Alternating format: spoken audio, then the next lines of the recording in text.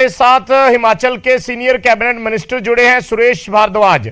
सुरेश भारद्वाज जी, किस तरीके से देखते हैं, क्योंकि कुछ दिन पहले भी ऐसी धमकियां जो हैं वो आई थी और उसके बाद मुख्यमंत्री का बयान आया था कि हम ऐसी धमकियों से डरते नहीं है, ऐसी धमकियों को हम सीरियसली नहीं लेते।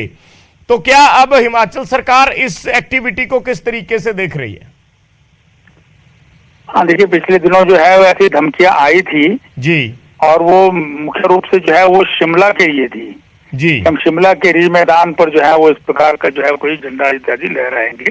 ठीक है। मुख्यमंत्री जी ने जो है उसका संज्ञान लिया था और उसके ऊपर बयान भी उनका आया था जी। लेकिन अब जो है वो धर्मशाला जो बिल्कुल अलग सा स्थान है जहाँ विधानसभा है और सारी साल उस स्थान पर केवल 5 दिन विधानसभा लगती है, वहाँ किसी प्रकार का कोई कार्यालय भी नहीं चलता है विधानसभा का या कोई दूसरा कार्यालय भी वहाँ नहीं है। तो इसलिए उन्होंने जो है वो एक अलग थलग सा स्थान ढूंढ करके वहाँ पर इस प्रकार की कायराना हरकत की है जो बहुत निंदनीय है।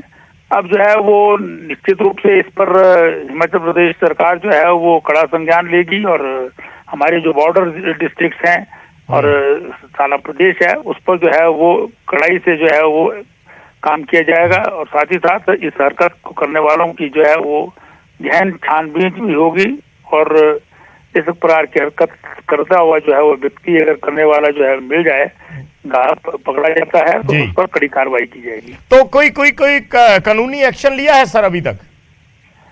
देखिए, अभी तो माननीय मुख्यमंत्री जी जो होम मिनिस्टर भी हैं जी, लॉ एंड ऑर्डर को देखते हैं, वो अपने स्तर पर जो है वो सारे एक्शन जो है ले रहे हैं। हाई अलर्ट पर जो है वो सबको किया है और बॉर्डर जो जिले हैं हमारे उसमें विशेष रूप से जो हमारी साथ लगते जो है प्रदेश हैं उनके साथ भी तालमेल जो है वो लॉ एंड ऑर्डर एजेंसी से जो है वो किया है जी। लेकिन आने वाले समय में जो है वो इसकी जो प्रीलिमिनरी जांच है उसको देख करके जो है वो अगली रणनीति जो है तय की जाएगी। तो सर क्या पुलिस ने अभी तक कुछ बताया है कौन हो सकता है इसके पीछे? देखिए, अभी ये इसकी जानकारी मुझे नहीं है जी। माननीय मुख्यमंत्री जी जो विभाग भी उन्हीं का है, वो देखते हैं इस बात को और सब जो है वो कोई जांच होती है और उसमें कुछ चीजें पाई जाती हैं तो जब शुरुआती दौर में जो है इन्वेस्टिगेशन होती हैं तो वो फिर उस पर जो है वो कोई मीडिया में जो है वो मुझे लगता है कि डिस्कस नहीं की जाती हैं, ना ही कोई ज्यादा लोगों के साथ डिस्कस की जाती हैं। जो कंसर्न लोग हैं इसमें वो इस पर जो है वो निश्चित रूप से। भारद्वाज जी, आपका तो काफी लंबा चौड़ा तजर्बा है, एक SFJ जैसी ऑर्गेनाइजेशन जिसको इंडिया में बैन किया हुआ है, जो एक टेररिस्ट ऑर्गेनाइजेशन है, तो आपको क्या लगता है क्योंकि पंजाब में ऐसे बहुत सारे केसेस आए हैं जहां पे जो यंग लड़के हैं उनको कई तरह के लालच देकर पैसे का या और किसी चीज का तो इन चीजों में इन्वॉल्व किया गया, बहुत से केस पकड़े भी गए, कई जो युवा हैं वो जेलों में भी हैं, केस भुगत रहे हैं। तो क्या वहां भी कुछ आपका कोई अंदाजा है कि ऐसा ही कोई एक्टिविटी को अंजाम देने की कोशिश की गई होगी?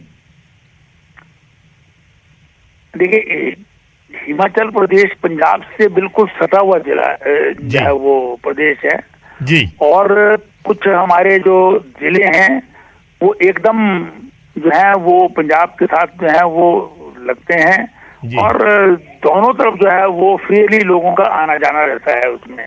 जी जी बिल्कुल। तो अभी पिछले दिनों पटियाला में भी इस प्रकार की जो है वो एक घटना जो है वो देखी गई है जी, और इसी प्रकार की घटना जो है वो पोस्टर के रूप में हिमाचल प्रदेश के बॉर्डर जिला है ये भी, जहाँ ये धर्मशाला जो है वो बॉर्डर का हमारा जिला है और जी जी।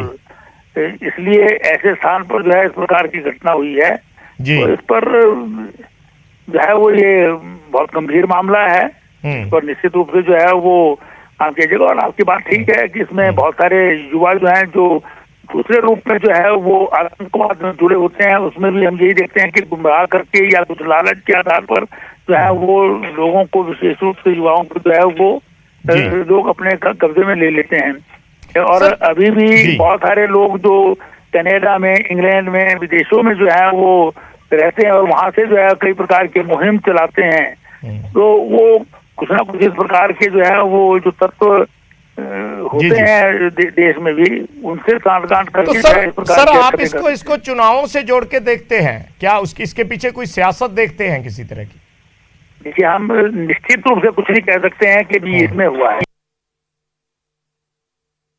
कि जो है वो सियासत, या कहें कि भी एक नई पार्टी ने जो है सत्ता संभाली है, जी और सत्ता संभालने के तुरंत बाद जो है पटियाला में एक घटना हो गई, जी और वो एंट्री हिमाचल प्रदेश में भी कर रहे हैं, जी और उस एंट्री के साथ साथ इस प्रकार की जो है ये झंडे लगाने की या पोस्टर्स लगाने की जो है वारदात हिमाचल में भी हो रही है। तो अब ये सारा क्या नेक्सस है? अब इसमें मैं कोई तथ्यों के आधार पर कुछ नहीं कह सकता, लेकिन ये सब चीजें यहाँ हो रही हैं, इसमें जो है वो राजनीति भी हो सकती है, चुनाव के नजदीक आने के कारण इस प्रकार की घटनाओं को अंजाम दिया जा रहा हो सकता है, पर ये इन्वेस्टिगेशन का मामला है। ठीक है सर, शुक्रिया साढ़े नाल गलबात करन लई। कि सीनियर कैबिनेट मिनिस्टर साढ़े नाल जुड़े हिमाचल तो, और उन्होंने गलबात की है। हालांकि क्योंकि पंजाब ते हिमाचल आपस दे विच जुड़े हुए ने, बॉर्डर जुड़े हुए ने, और इस करके उन्होंने भी इस गल दा जिहड़ा है खदशा जरूर प्रगटाया है कि किते ना किते ये जिहड़ियां गतिविधियां ने, चाहे वोट पोलराइजेशन नूं लैके होण, क्योंकि हिमाचल दे विच भी इलैक्शन ने, और किस तरीके नाल इन्हां चीज़ां नूं लैके पब्लिक दे विच मैसेज जांदा है, सुनेहा जांदा है, क्योंकि बाद दे विच फिर लोकां दा मन किस तरीके नाल मौजूदा सरकारां नूं देखदा है या जिहड़ियां दूसरियां अगे आउणियां उन्हां नूं देखदा है। So law and order security दा जिहड़ा ये मसला हुंदा है वो बड़ा गंभीर हुंदा है। इसे करके असीं गलबात करन दी कोशिश कर रहे सी या उन्हां तो कोई रिएक्शन लैण दी कोशिश कर रहे सी। साडे सहयोगी रणबीर भी जुड़े हुए ने शिमला। एक बारी मैं दोबारा रणबीर दा रुख करूंगा। रणबीर, जैसे भारद्वाज साहब बोल रहे थे, जैसे भारद्वाज साहब से मैं अभी बात कर रहा था, तो बात पॉलिटिक्स की, कानूनन तो उन्होंने कहा कि सीएम देख रहे हैं इस पूरे मामले को और जो भी एक्शन लेना है वो सीएम लेवल पे होगा। लेकिन क्योंकि हिमाचल में कुछ महीनों बाद इलेक्शन है, आमतौर पर जब ऐसी एक्टिविटीज होती है, मैं पंजाब से जोड़ के उनसे तभी ये सवाल पूछ रहा था कि ऐसी चीजों को वोट पोलराइजेशन के साथ जोड़ा जाता है, कई बार कोशिश की जाती है वोट पोलराइज करने की।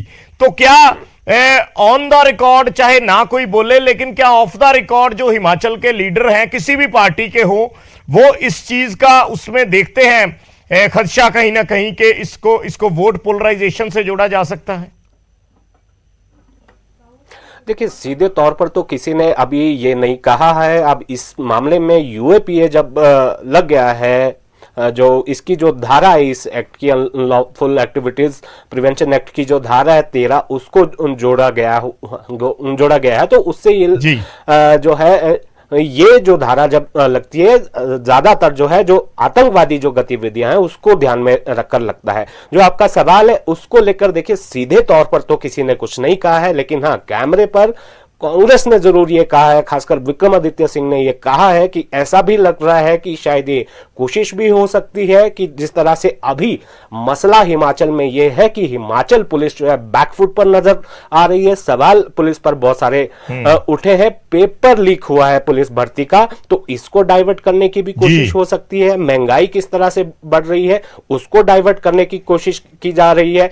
ऐसा जो है कांग्रेस ऑन कैमरा ये कह रहे हैं, ऑफ कैमरा जो अभी तक किसी ने इस तरह की बात नहीं कही है। कुछ लोग हाँ चर्चा जरूर कर रहे हैं कि जो पंजाब का जो असर है पटियाला में जिस तरह से हुआ, तो यहां पर भी एक कोशिश की जा रही है कि किस तरह से जो है कार्रवाई अमल में लाई जाए, और एक संदेश यहां से भी दिया जा सकता है राजनीतिक तौर पर। और यहां पर सरकार बैकफुट पर भी इसलिए नजर आ रही है क्योंकि 1 साल पहले से इस तरह की धमकियां आ रही थी और जो बयान मुख्यमंत्री की तरफ से पहले दिए गए इग्नोर किया गया, और अब जिस तरह से अब सीधे तौर पर जो है झंडे विधानसभा भवन में लगाए गए हैं, धर्मशाला में, तपोवन में, तो इससे अब सवाल जो है और ज्यादा यहां पर उठना शुरू हो गए हैं। सारी चीजों को जो है इसमें जोड़कर देखा जा रहा है। हालांकि जो डीजीपी की तरफ से ऑर्डर है, पुलिस मुख्यालय की तरफ से जो बॉर्डर वाले जो जिले हैं उनके लिए आदेश है, सारे सील किए जाएंगे। खासकर जो छुपने वाली जगह है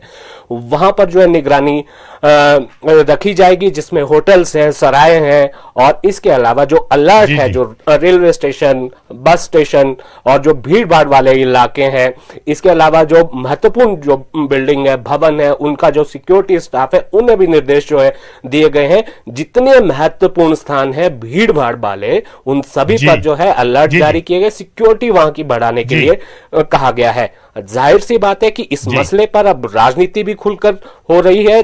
जैसे ये मामला सामने आया था, आपको याद होगा कि 29 मार्च को जो है एक तिरंगा यात्रा भी विक्रमादित्य सिंह ने यहां से निकाली थी। तो अब जाहिर सी बात है, बहुत सारे सवाल है, बहुत सारी कड़ियां इसमें जोड़ना बाकी है कि राज्य सरकार अब इस मामले में कितनी जल्दी जो है एक्शन लेती है, पुलिस पकड़ पाती है या नहीं, उसमें क्या कुछ निकल कर आएगा, ये अभी देखना बाकी होगा। जी जी जी जी, शुक्रिया साडे नाल गलबात करन दे लई।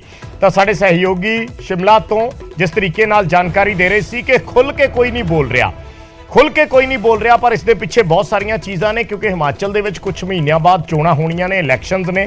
ਐਸੇ ਵਿੱਚ ਸਟੇਟ ਦਾ ਲਾਅ ਐਂਡ ਆਰਡਰ ਕੀ ਕਹਿੰਦਾ ਹੈ, ਮੌਜੂਦਾ ਸਰਕਾਰ ਕੀ ਕਹਿੰਦੀ ਹੈ, ਕਿਸ ਤਰੀਕੇ ਨਾਲ ਐਸੀਆਂ ਗਤੀਵਿਧੀਆਂ ਕਈ ਵਾਰੀ ਲੋਕਾਂ ਦੇ ਮਨ ਦੇ ਵਿੱਚ ਅਸੁਰੱਖਿਆ ਦੀ ਭਾਵਨਾ ਪੈਦਾ ਕਰਦੀਆਂ ਸਰਕਾਰਾਂ ਦੇ ਪ੍ਰਤੀ ਜਾਂ ਪਾਰਟੀਆਂ ਦੇ ਪ੍ਰਤੀ, ਉਹ ਚੀਜ਼ ਵੀ ਇਸ ਦੇ ਪਿੱਛੇ खदशा जरूर जता रहे हैं, पर खुल के कोई भी सामने आके नहीं बोल रहे।